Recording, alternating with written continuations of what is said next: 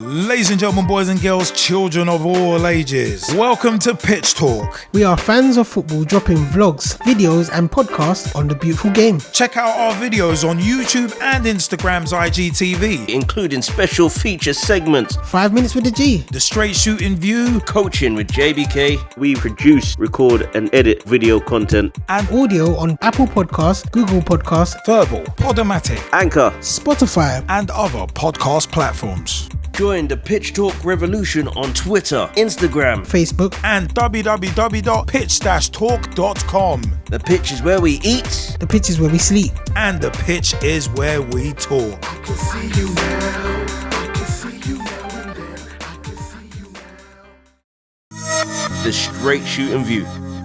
Hey everybody, what is up? My name is Straight Shootin LJA and welcome to another episode of the Straight Shootin View. Now, a lot of people are critical of players doing endorsements, and especially doing endorsements when they are out injured, for instance. And that's kind of where I want to stick today, where I've seen recently that some Liverpool fans have been more than a little critical of Ibrahima Konate when he was out injured. And he was doing some endorsements. Obviously not anything strenuous. He's not out playing five-a-side football with no shin pads and full contact, or going to a grassroots game and playing 11-a-sides in a blood and thunder match or anything like that. He was just modelling some clothes. And one of the things that kind of gets me is that a lot of fans seem to look at footballers as just footballers. All you do is play football, that's all you do. And it's like, well, it's not that simple these days.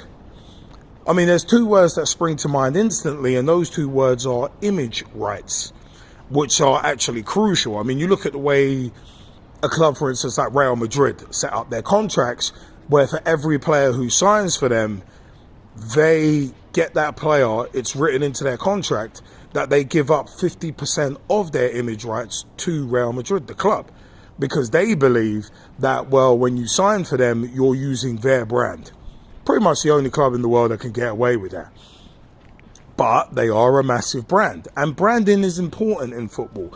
And as well, to me, players doing endorsements and that kind of thing very much is, I've always looked at it as a smart move business-wise, because as a footballer, your career won't last forever.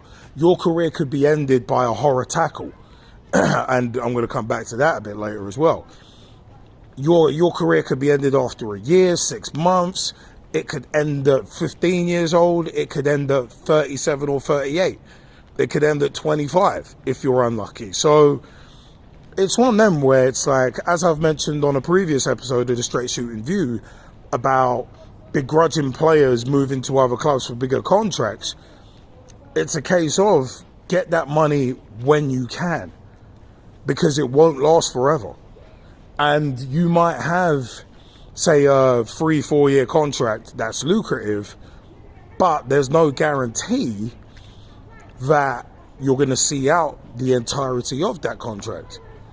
So it's one of them, you may not get that opportunity. You may have a change in manager, and that manager might not like it. So a lot of stuff can change within a footballer's life cycle. But for me, where I'm going to go with this is injuries. And I personally have had an ACL tear. Originally injured it in 2005 and got operated on in 2008 after about 2-3 bouts of physio that actually did no good because they hadn't done an MRI and all that. But it's one of them ones where I was out for a year. The whole 08-09 season I missed for Ibis FC. At that point, now Ibis Eagles. So it was one of them ones where it wasn't just the physical aspect of the injury that was tough. There was the psychological aspect, and obviously a lot of people will not have gone through a long-term injury like that. They won't have been out for 9 months to a year. They won't have gone to a physio who said, well, you know what, that you may never play again, and that kind of thing. Most people don't go through that, and most people will never have to go through that. So it's one of them where the mindset is totally different, and if you haven't experienced it, then you won't know, number one, what to expect, but also as well, you won't know about the psychological issues that can come from it, because whilst you're injured, you do end up with a lot of free time if you're rehabbing. And a lot of these players, it's the old saying of the devil makes work for idle thumbs. And a lot of these players, when they're not injured, are going out and doing silly things just because they're bored, they've got money, and they've got a bit of time. So imagine when you're injured, when you can't do what you'd usually do, but you've got a lot more time on your hands and you're still getting paid. So it's on them. Like, it's one of those phenoms that people won't generally, like the general public won't understand. And for me, I said, like, going through ACL reconstruction and being out for a year, it really made me understand the psychological aspect of injuries. And that, as well as the physical pain, you've got the psychological pain of what you do and what you enjoy doing most. In my case, because I play amateur league football, I don't get paid to play. I pay to play. What you enjoy doing the most is kind of taken away from you, not through, and it wasn't malicious, it was an accidental injury that just happened. So it's one of them ones, you have that taken away from you. It's a case of, well, what else have you got to do? And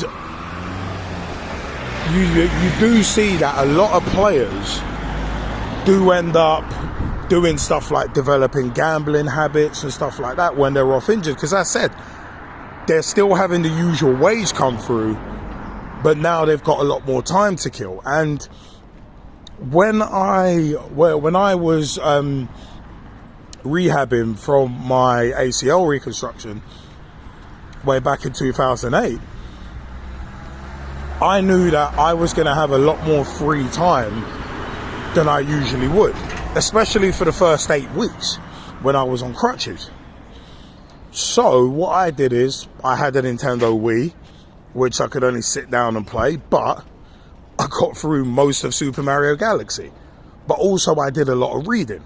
At that time I read Stephen Gerrard's first book, Robbie Fowler's book, Malcolm X's book, an autobiography of Martin Luther King, Eric Bischoff's book, Controversy Creates Cash. I got heavily back into reading because I knew that the phrase "stir crazy," that's a realistic thing. That's the real deal. Because because I said, for that first 8 weeks while I was on crutches, I was told to rest, and the only time I could really leave the house was for physiotherapy appointments. So I had a lot of time where I was sitting around not really doing much, because I said I had to rest and rehab and let the knee recover after surgery. So it was one of them ones where obviously you follow doctor's orders, and they had me on cocodamol, which is quite as strong as a painkiller. So it's one of them ones where it's like, obviously I took that when I needed to, when I felt I needed to, as opposed to just popping them. Because again, that's another side of the psychological side of injuries, where you can develop really bad addictions. And you hear with sports people all the time developing like pill addictions and that kind of thing.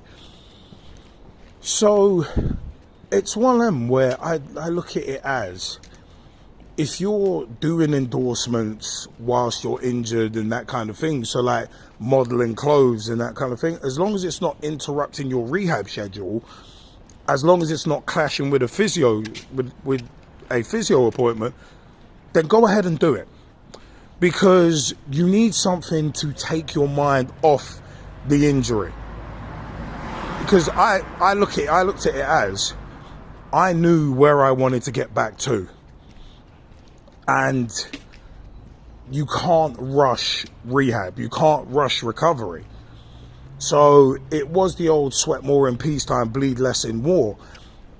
That was my overall philosophy, but I knew that I had to get medically cleared and be strong enough to be medically cleared before I could do anything. So where a lot of people may have seen that as frustrating, I saw it as, okay, cool, it's a challenge. And I said, I had a lot to occupy myself with. I said Nintendo Wii and a load of books that I bought leading up to surgery. So I kept myself occupied with positive things. So I would much rather, like a player like, say, Ibrahim Konate or someone out with an injury, whether it be 6, 7, 8 weeks out with an injury, whether it be a year out with an injury, I'd much rather that player be doing other things to occupy their mind rather than just like sitting around doing nothing when they're not doing their rehab schedule. Because as I said, the devil makes work for idle thumbs. So a lot of fans are like, oh, you shouldn't be doing anything but rehabbing. I said they won't know the psychological side of it, where it's kind of like, all right, I've been rehabbing for 6 hours. There's only so much you can do in a day anyway. It's only so far when you're recovering from injury. There's only so far that you can push your body before your body's like, all right, need to stop, need to have a break.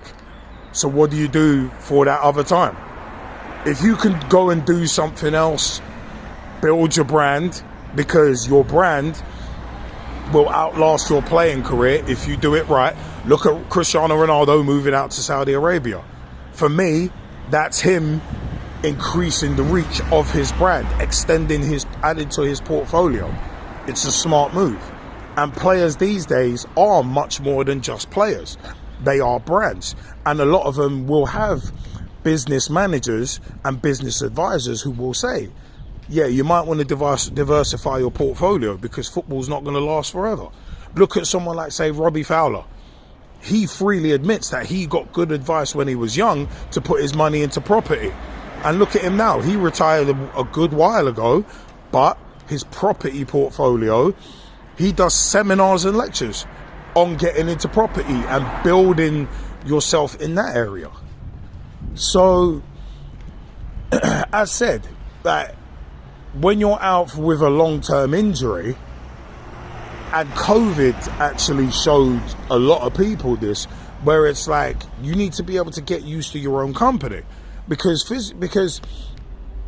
the road to recovery, like rehabbing an injury, can be a lonely place at times.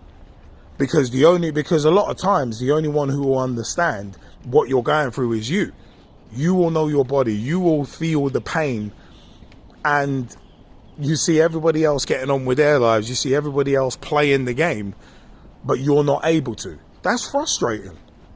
So as said, there is a major psychological side to it, and if you can anesthetize yourself from that frustration without having to use drugs or alcohol or painkillers or whatever, then I see it as that's nothing but a good thing. So to injured players, as long as you're not putting yourself at risk, go and do some endorsements that you otherwise wouldn't be able to do. If there's a fashion brand you want to model clothes for, go out and do it. Go out and do it, because I said, it takes your mind off. It will take your mind off the pain, and also you're putting your efforts into something potentially positive. So yeah, I just wanted to address that, because I said a lot of fans are just like, you should be rehabbing, and it's like, well, you're only doing that for say 4 to 6 hours a day, then what? Because those same fans criticizing that are not there when you're twiddling your thumbs for 8 hours and then responding to people on social media maybe in a negative way, because that happens too when people get bored. They'll just jump on social media, see some comments, start responding. And generally for celebrities, that doesn't necessarily, well, for footballers especially, doesn't necessarily always end up resulting in anything positive. So go out and do something that's going to earn you money and potentially build your portfolio and build up your cash reserves for when you end your career, whether voluntarily or not. But you know what? I want to know your views. www.pitch-talk.com is the official website. Do you think players, when rehabbing from injury, to just stay focused and do nothing, and just focus on the rehab, or should they explore other things to keep their minds working, just to kind of keep them occupied? Should players be allowed that level of freedom? I think they should. At Pitch Talk on Twitter, tweet with us, follow us, see what we're up to. Facebook.com/Pitch Talk, become a fan, become a friend, become a member of the group. Join the footballing revolution we are working so hard to create. Also, Google Podcasts, Apple Podcasts, Spotify, Verbal, VURBL, Ghana, GAANA. Wherever you find your podcast, you can find the Pitch Talk podcast. Grab the RSS feed from our website. Listen on our website as well, www.pitch-talk.com. YouTube.com/Pitch Talk for all of our videos, including Coaching with JBK, 5 Minutes with the G, and so much more other video content as well. My. Everywhere that you are, we are too. We're on Instagram, at Pitch Talk on Instagram, with vlog previews, clips, and much, much more. TikTok, we're on there. We're on Reddit. Search us, Pitch Talk. We're in a number of places. But you know what? For now, I will see you next time here on the Straight Shootin View. Thanks for your time, peeps. Join the Pitch Talk revolution. Check out the official Pitch Talk website, www.pitch-talk.com. Ladies and gentlemen, boys and girls, children of all ages, welcome to Pitch Talk. We are fans of football dropping vlogs, videos and podcasts on the beautiful game. Check out our videos on YouTube and Instagram's IGTV, including special feature segments, 5 Minutes with the G, the Straight Shootin View, Coaching with JBK. We produce, record and edit video content and audio on Apple Podcasts, Google Podcasts, Verbal, Podomatic, Anchor, Spotify and other podcast platforms. Join the Pitch Talk revolution on Twitter, Instagram, Facebook, and www.pitch-talk.com. The pitch is where we eat, the pitch is where we sleep, and the pitch is where we talk. I can see you now.